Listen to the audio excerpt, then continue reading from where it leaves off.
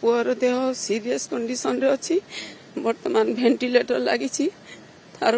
सब किसी organ failure बतौछंती doctor माने आउ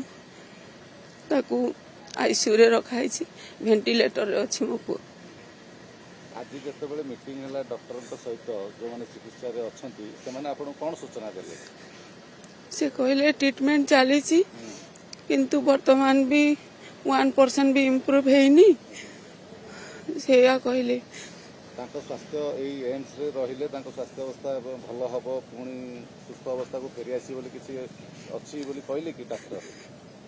सेटा गॉड उपरे थाए डॉक्टर भरोसा आम ट्रीटमेंट करथाउ किंतु गॉड कर आशीर्वाद हेले मो पुओ बंची जीव। डॉक्टर के परामर्श देले कि आपण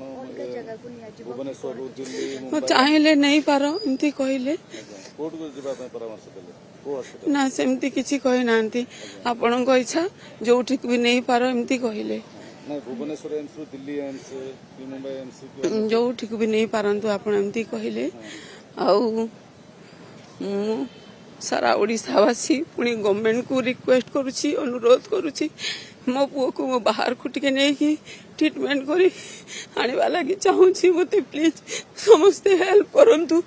मो पुओ को आपण मैंने समस्ते जानते मो पुओ को हेल्प कर।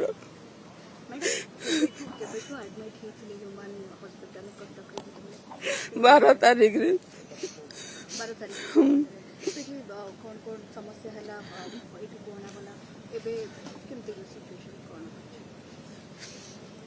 सेठी भी जो सिचुएशन थिला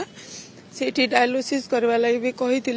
बट मु निजे नहीं आसिली बो साथी कथा हेली मो बो भी मो साथी अच्छी कथा है दी सासु बहु एम्स हॉस्पिटल को आणिलु हाँ ना आपण मनर कोन भाबछन एठु नै जिवे बाहर राज्य को देखिबी डॉक्टर किछि टाइम देछंती